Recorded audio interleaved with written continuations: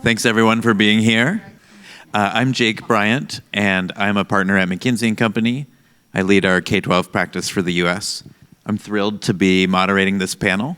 I'll let the panelists introduce themselves in just a minute, but this panel is about tutoring, if you missed the title. And it feels like we're really in a moment and even an explosion of tutoring, both understanding its efficacy and what makes it efficacious, but then also new appetite on the parts of schools and districts and parents. And maybe for the first time, or the first time in a while, the opportunity for tutoring at scale to really be a driver of equity rather than a kind of perpetuator of inequity only available at a high cost to a select few. So really excited for this panel. Unfortunately, we won't have the opportunity today for audience questions, but I've asked the panelists to join us in the hall afterwards so you can pepper them with individual questions. And before we get much further, I'd love for them to introduce themselves, maybe yourself and your organization in 45 seconds or less. And let's just go down the line and then I'll tee us off. Yeah, I've been timing myself. So yeah, Justin Serrano, I'm the founder and CEO of Littera Education.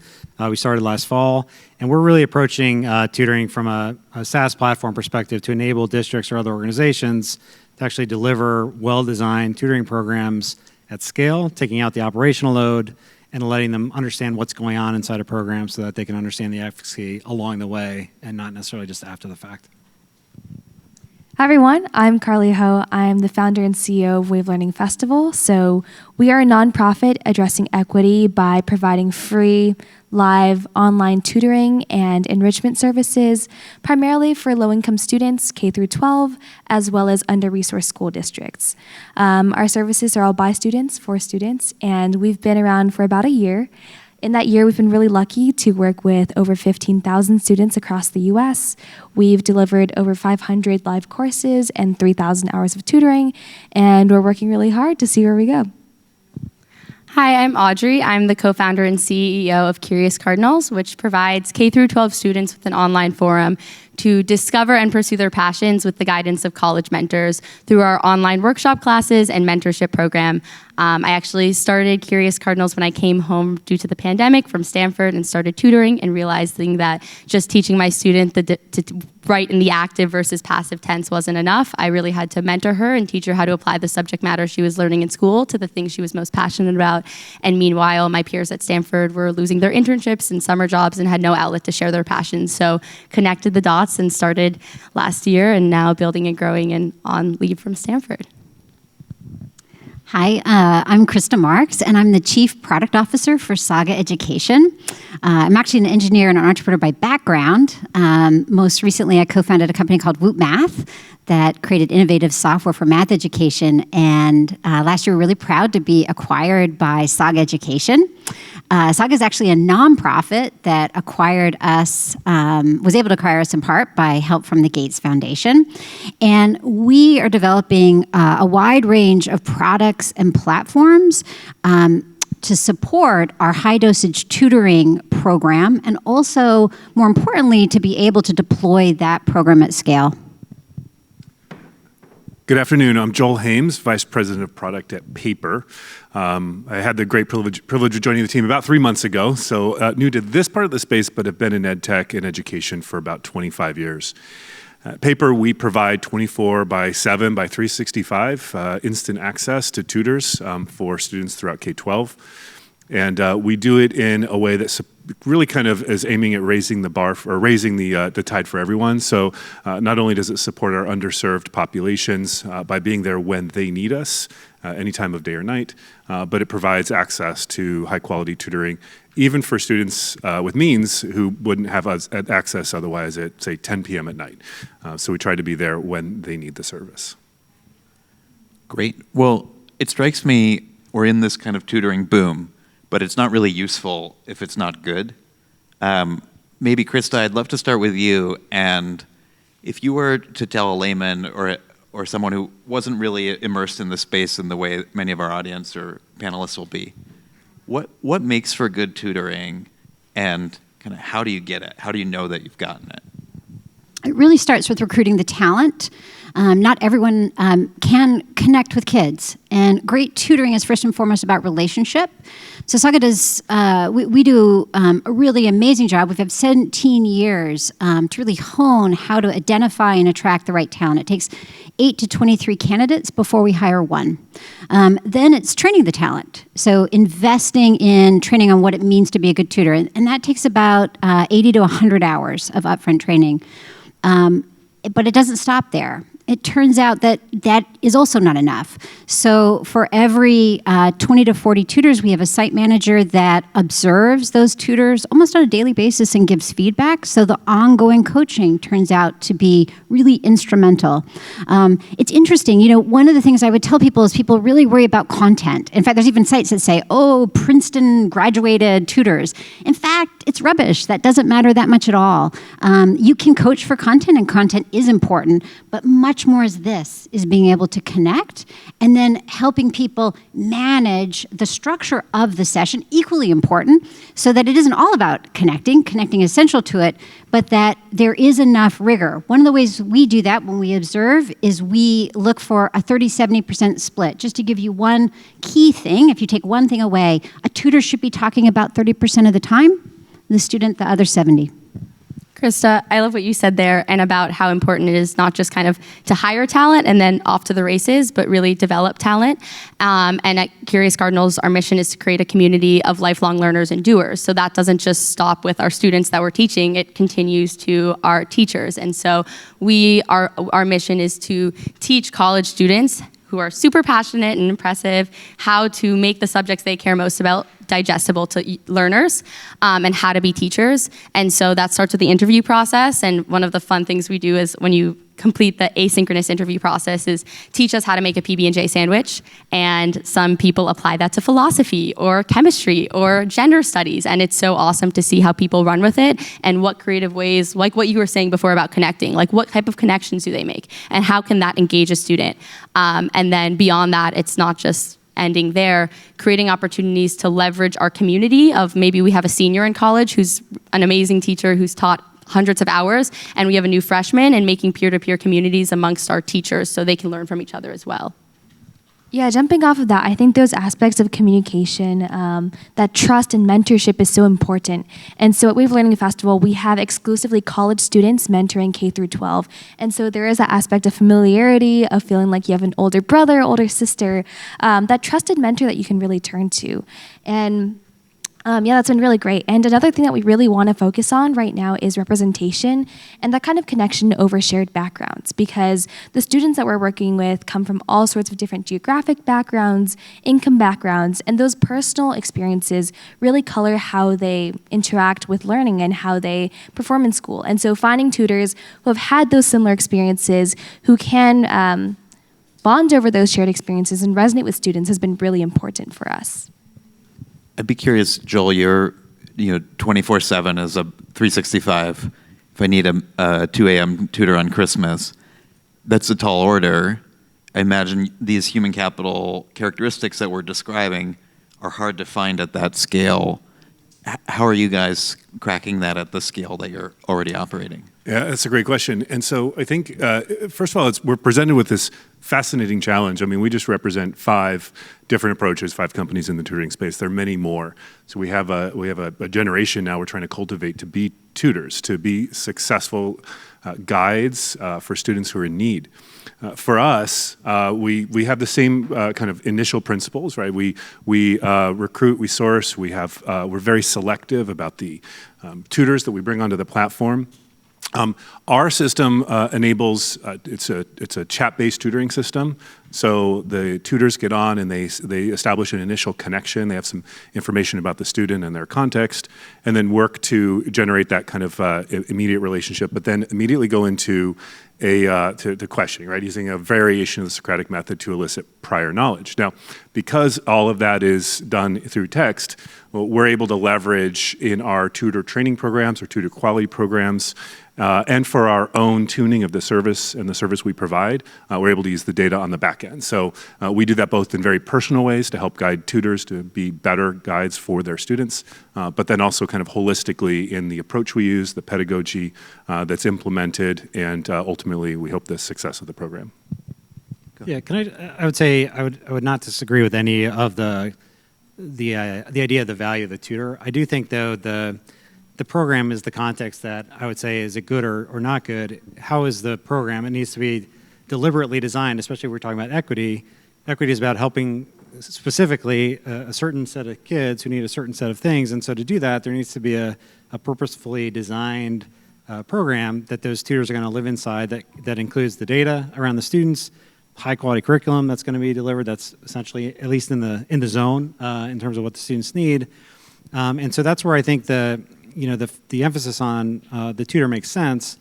But if you're talking about scale and if you're talking about how do you start to achieve equity through tutoring, I think you've got to broaden it out to the other principles and be able to tell if those things are actually happening in real time and not sort of measure it after the fact and say, oh, did it work or not, and then try and figure out why. And I think that's, again, if we're talking about making a difference at a large scale, I think that's an important consideration.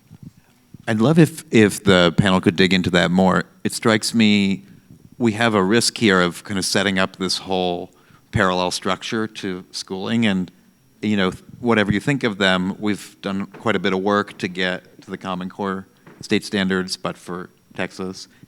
We've done a fair amount of work on high quality instructional materials.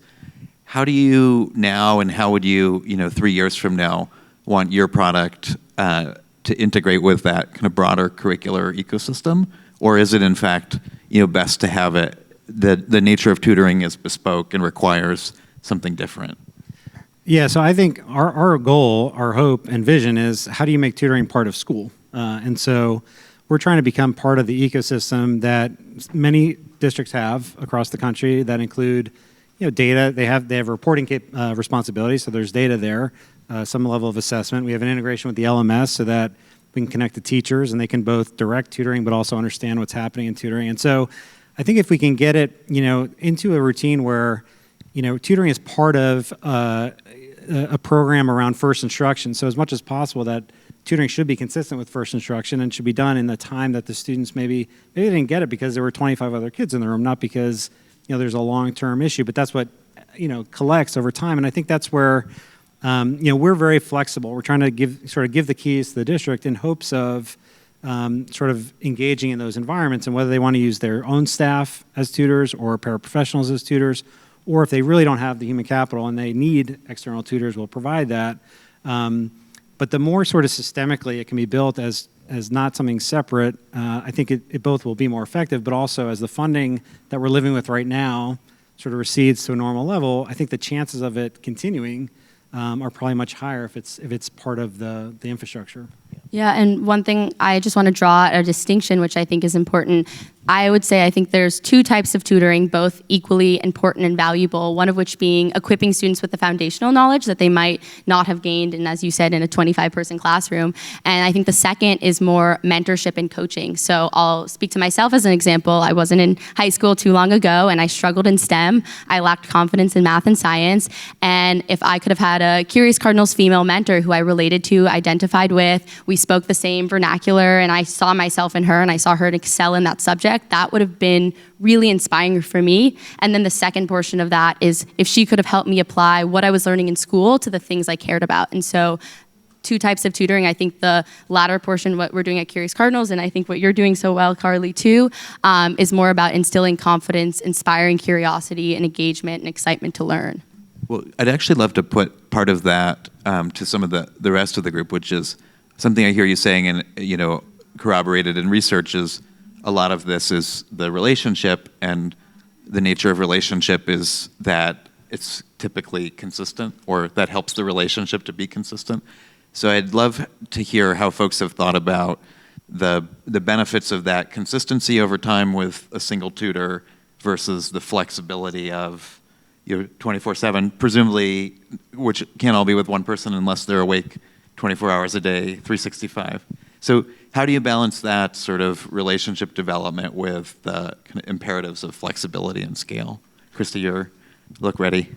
Yeah, so it's so interesting because there are these different approaches, and I think our ecosystem needs them all. So I agree, but my deep interest, and I think the interest of a lot of people in this audience, is equity. Right? What does that mean for the 9 million kids living below the poverty line? And here's what we know. Right? There's tremendous research that tutoring, high-dose in-school tutoring, so actually part of the school day, taking over a period. And it's more specific than that. It's in sort of 3rd, 4th grade for literacy and 6th to 9th in math, 1 year in each. So 1 year in each, that's 3 million students a year. The math works out to about $3 billion. Okay, it's actually within reach. And that high-dose tutoring for students living in poverty can make a tremendous difference. In fact, it's been studied so rigorously by so many RCTs that we now know that is the equivalent of pre-K kindergarten for students. That is the effect.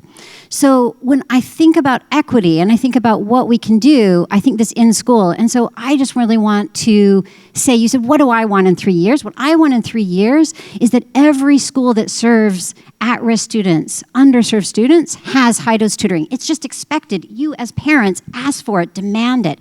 It doesn't mean, if in 9th grade I get a student to say, I want to be a math person, I get it, this tutor helped me, I had the long-term relationship and difference. I then in 10th grade need homework help, right? I need you. It's not either or. If you think about a middle-class kid, they get help from the moment they're born to the moment they're in college. They're getting help the whole way. So we need an ecosystem of solutions. But first and foremost, we are in desperate need to reach students that we have ignored and left behind for too long. And if we can do one thing as a nation, it should be to put real energy right now behind high-dose in-school tutoring. Sorry, I just had to get it out. If I could, I think the passion is awesome. I love it. I think we all need to have this kind of passion for it. I do want to address one part of what you said, and I think that there's going to be a natural tension between the idea that we are coming into schools, partnering with schools, and then creating these long-term relationships, but yet also trying to sit alongside of the fact that there are trained educators in front of every student. These are the teachers that they're assigned, that are equipped and actually accountable in many cases to the success of their students. So I do think relationship is critical. There's no question about it. In our case, we do see, and we see it all the time, and our tutors are trained to establish that kind of a relationship that allows for kind of an honest sharing of information, right? We have to elicit prior knowledge from a student, start to work from their foundation and build them up from there. So that does happen in each and every one of our sessions, and if it doesn't, we're seeing that and we're helping to guide the tutors effectively. But at the end of the day, we're also trying to ensure that we can be that effective support. Our relationship is also with the instructors so that they know last night 3 of their students were online asking for help in a particular topic that was underserved the day before. And that's helping give the teacher the chance to actually deepen the relationship as well. And we think that's a critical function that we provide. Just the quickest of things to jump in and say that I cannot agree more. And in fact, why we have a site director is not only to coach our tutors, but they meet with the math teachers every week to understand what's happening in the math group. We think that the teachers are central, but that the reality is teaching 25 to 30 students, they can't often give them what they need, and that these are not either or, but both. I'd love to build on one piece here. So kind of turning to this, we've talked about what makes for quality, and then how do we get quality to drive equity. This opening up of district budgets to sell B2B is a huge unlock to equity, because then definitionally it's paid for on public dollars. My suspicion is that's not actually enough, that even on a district-wide B2B contract, that you could still risk mostly serving the students who need it at least. I'd love to hear, well, first if you agree, and then how do you actually get to the student who's maybe less likely to self-advocate or less likely to have a device or connectivity at home? How do you kind of get all the way there on this as sort of a force for equity? Yeah, so I think we actually had a district that we were talking to that had a program that they opened up with ESSER funds that provided access to a couple thousand kids. And one of the requirements they asked for functionality from us is, can you limit the number of sessions that a student can sign up for at once? And so what happened is, you had kids who, maybe their parents, but kids who went on and just signed up, for every session, and the distribution of access was really not equal at all. And so I think it's sort of this confusion between what equity is versus what equality is. And so I think the programs that are designed for homework help and for, it's going to drive towards kids who are motivated, kids who do have the access because they're not generally scheduled during school. But if you want to, again, if you're talking about equity and trying to get to the students who really need the help, then that's where absolutely it needs to be in school. It needs to be designed purposefully. And that's where again, from a dollars perspective, you'd want to see more of the dollars around any program that's really designed for that, as opposed to completely open access. I do agree homework help has a role, but I think in terms of the issue that we're talking about, in terms of the sort of severity of what's going on, it's not realistic to expect that's going to be a solution for students who have that level of need. I wanted to speak a little bit to this point of engaging students who may not always seek out things by themselves, because I totally agree. I think oftentimes the students who need the most help aren't always the ones who are actively searching out ways that they can be finding those. So at Wavelearning Festival, along with working with schools, which I think everyone here has talked about as an essential carrier, we also want to empower students to be discovering their own love of learning. And I think this is something that we both do, but we really pull upon that kind of untraditional form of learning where we bring students what they love. So, we can introduce math through gaming, or you can introduce physics through action movies or things like that. And, you're bringing students to the learning that they want through interests that they already have, and allowing them to explore those subjects and discover how much they love engaging through those other proxies. I think also empowering students to discover their own paths of learning is super important, so that everyone knows that they are empowered over their own educational path. And sometimes when you have school coming to force you to do things, if your school is assigning you to do tutoring or do homework, it can feel very much like this is an obligation. I have to do this because my teacher told me to. Whereas if you present students with that choice and you nudge them in the right direction, you encourage them, but ultimately it's them who are choosing their sessions, who are choosing how they're learning, who they're engaging with, that can give them a great sense of agency and more empowerment through their entire educational journey. Yeah, I love that, Carly. And just to build upon it, in a few ways. One is that equity means active outreach. You just can't expect students to come from backgrounds that you want to be reaching if you don't do the outreach yourself, and if you don't go to students of low income and first generation, say, we're here and we want to support you, and let's listen to you. Let's actually stop and not assume what you want, but ask you what you want and how we can best serve you. And that doesn't mean active outreach just for the students, especially since Curious Cardinals were college teacher mentors. We need to have representation in our teaching body so that students can see themselves in our mentors and identify with them. And that means also not everyone can afford to volunteer their time. We have to pay our teachers really well so that we ascribe a monetary value and prestige to the role of teaching, and that's ingrained in college-age students. The other thing, what you were saying about what you guys do, what we both do, which is so awesome, at Wavelearning and at Curious Cardinals, is kind of like Trojan horse it. So a kid comes and they think that I ask them, what are you most passionate about? And they say video games. They expect me to say no. Maybe their parents, their teachers say no, let's try something else. And we'll say, great, you love video games? Let's learn how to code video games, design video games, analyze the video game market. And giving them that yes and unpacking it and showing them how to understand it from an interdisciplinary approach is really powerful, and I think something that you can do in that more individualized or small group setting. Sorry, to add on quickly. I think we both have this perspective because we're recent students, we're both in college, and so we know what it feels like to have learning that's given to you, addressed to what you want, and tailored to what you're interested in, rather than kind of those traditional perspectives. Isn't there a little tension, and I'd love to hear from other folks too, between that kind of student voice and choice versus ensuring, kind of, to Krista, your vision, hitting a core set of standards, sometimes remedially, and it being sort of at that kind of foundational academics. I'd love to hear from both Saga and other experiences. How do you navigate that kind of empowerment of students? How do you sort of low grade kind of force students who may not necessarily have opted in? There's some tensions here that we're surfacing. Would love to hear how you're navigating them. They're really just such different things, right? They're just fundamentally different things. We work in some of the very poorest schools in the nation is where Saga is. It's actually all Saga works with.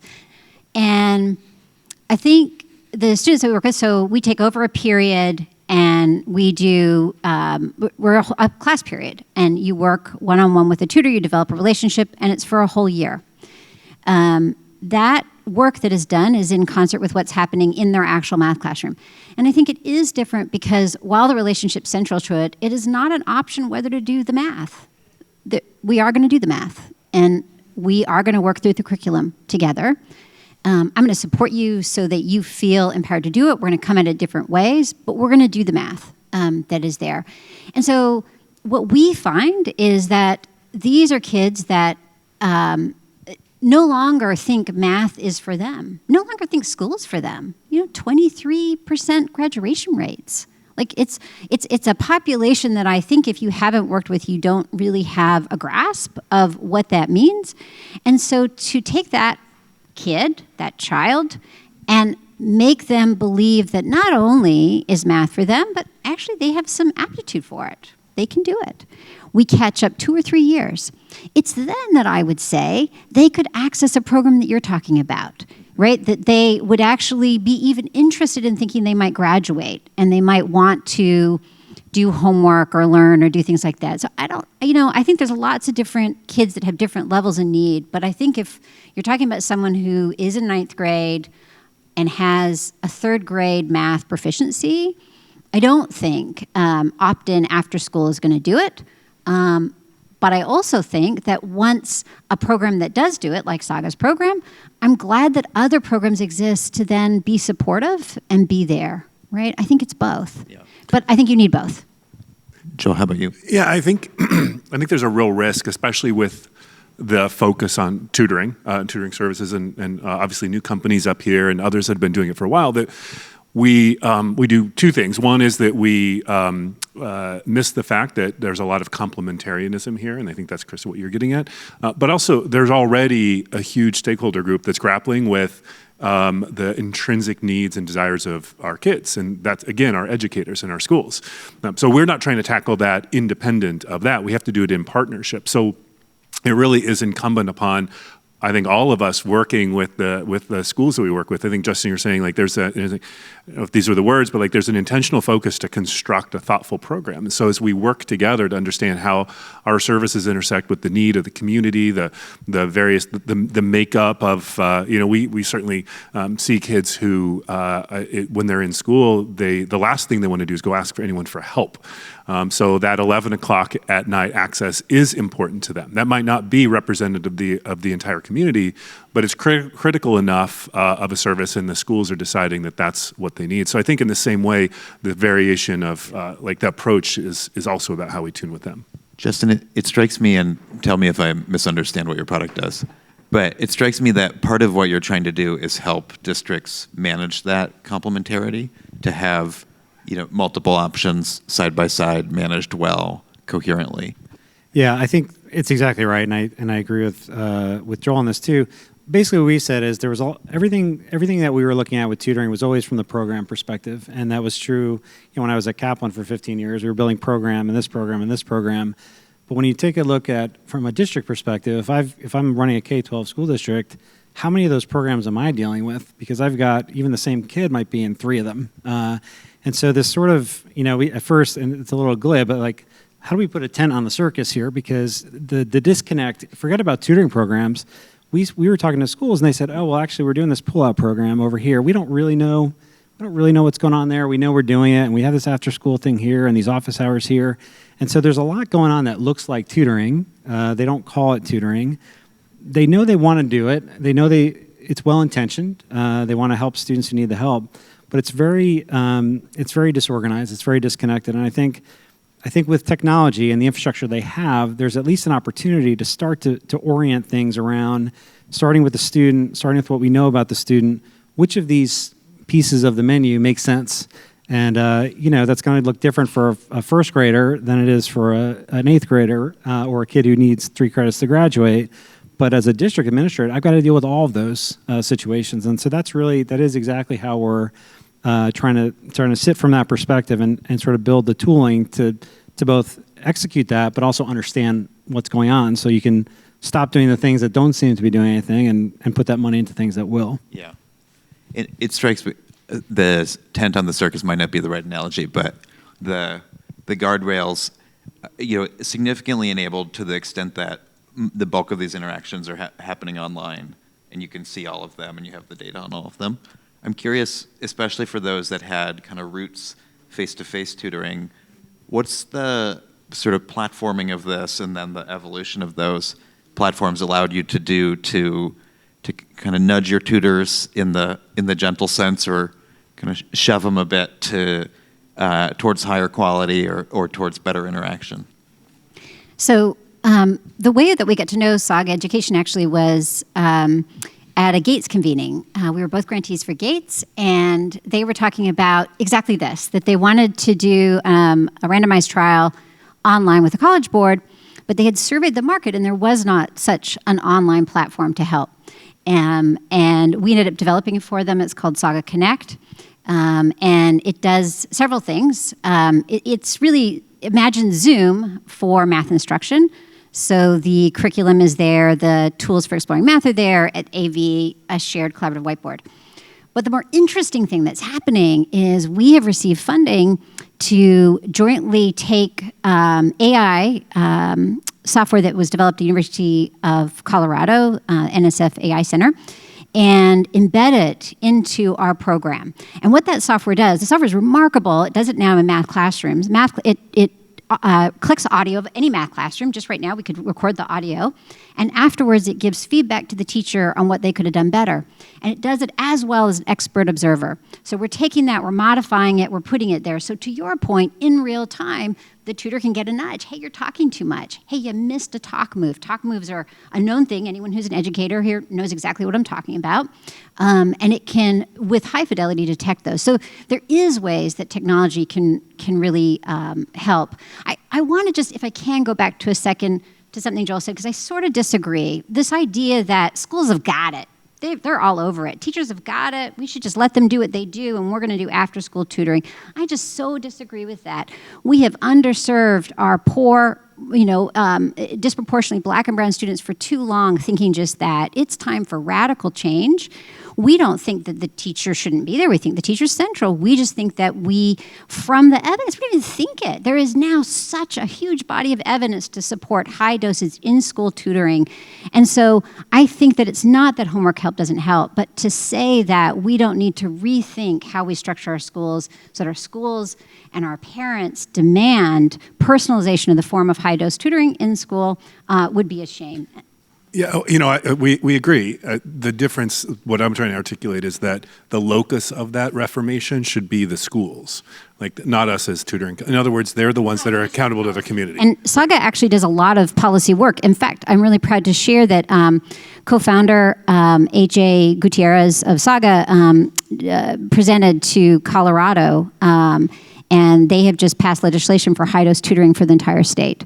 So thank you. It is a policy change. And by the way, you asked where it should be in 3 years. We want to not exist. It should not be Saga. It should not be any tutoring organization. Districts should do this. It should be a policy decision that high-dose tutoring is part of 3rd and 9th grade. Well, that's actually a helpful bridge, because we've kind of nerded out in the pedagogy and the enabling technology. I suspect there's some investors in the room. If I were an investor, I think my 2 questions would be kind of, where do we go beyond the stimulus? It's sort of like, boomtown in Tutorland, so much that we're in kind of a war for talent. But what gives you confidence that some of these B2B models are durable and sustainable? And then the second is just sort of what's a winning investment here? We have a number of models, many other models not represented in the panel. What if I'm an investor looking at this space? How do I have confidence that this sustains beyond ESSER? And then, where should I invest? Yeah, so our model is actually our business model is not dependent on us deploying any tutors.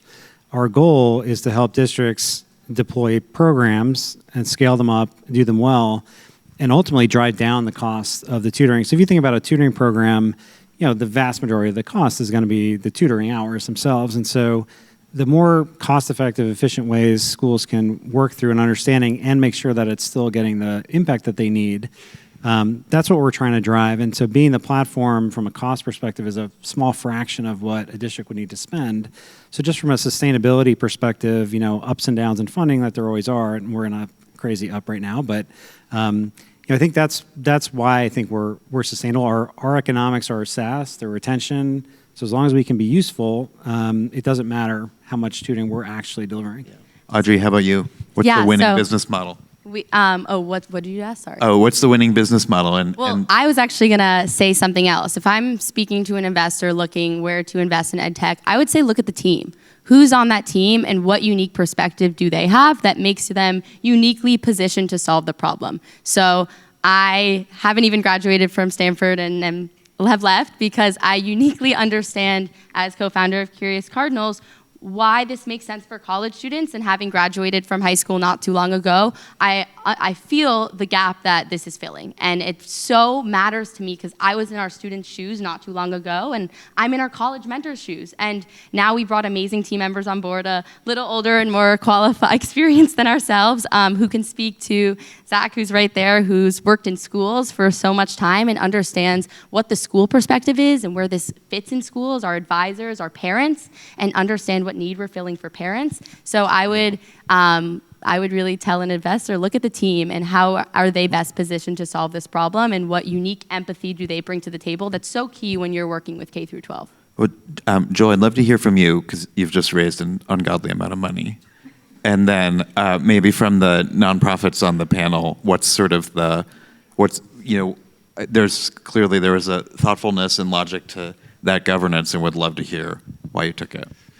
So I think that we're tackling an incredibly substantial, critical, and necessary issue, right? The inequitable distribution of these academic support systems.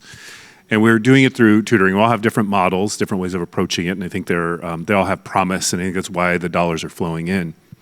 But I think it would be short-sighted for any of us to assume that the inequitable access to academic support is the only problem that our schools are facing and our young children are facing. So really there's this question, I think, on the investor side of, well, how do you take the operational model you've got, how do you scale it? How do you scale it to solve not just one, but potentially multiple problems in a place that you've got, kind of the capital to work in, not the financial capital, but the actual kind of market capital to do that. So I think that's a really critical part of it as well, is we all have to get this part right, but really it becomes a foundation for growth in other areas that our schools are begging for help in because they're struggling to provide it on a regular and equitable basis. So I think I'm an engineer, so I'm going to give you a technology answer. If I was speaking to an investor, and I am an investor, we had my first ed tech company was bought by Disney, and it wasn't so much bought for the solution, but for the technology. And so one thing I would look at as an investor in this space is who is pushing what's happening in education. And I think there's some very interesting things happening with AI. So I'd be interested in that. I'd also be interested in unique business models. I think VIP Kid it really was a great example of that, right? Connecting teachers offline to do tutoring is quite interesting. And that's a business model like Uber. Uber is a business model, not a tech play. And I think, so looking in this space, most investors are not looking so much for equity, right? Equity-driven, but you can have equity-driven companies like are represented here that are doing very interesting things with business models and technology that are worth investing in and that can be bought and deliver a return, not so much because that can lead to sort of more equitable outcomes, but it can lead to just better tech in the field, better solutions in the field. So I think both are really interesting. And if I was an investor, that's what I think I would look for. Yeah, I want to speak to that a little bit and something else. What you said reminded me that I think for investors, money and equity aren't always aligned in the same places. But I think something that investors are looking at now is how things are changing and how the world is headed. And obviously the pandemic has created a lot of changes, one of which I think students now are uniquely comfortable with online learning tools. And that's created a real shift in where resources can be distributed. And so we have a lot of urban centers, places where resources are very rich, and there's a lot of tutors who are looking to help students and a lot of resources that are looking for places to go. And there are a lot of rural areas who don't have these kinds of same concentrations. Running short on time. And I think something that we found is that with online resources, we can now shift those resource-rich places and bring those tutors and bring that effort to our rural regions, to schools who maybe didn't have these people who were looking to help them before, who didn't have tutors accessible to them, and now they're all connecting over the internet.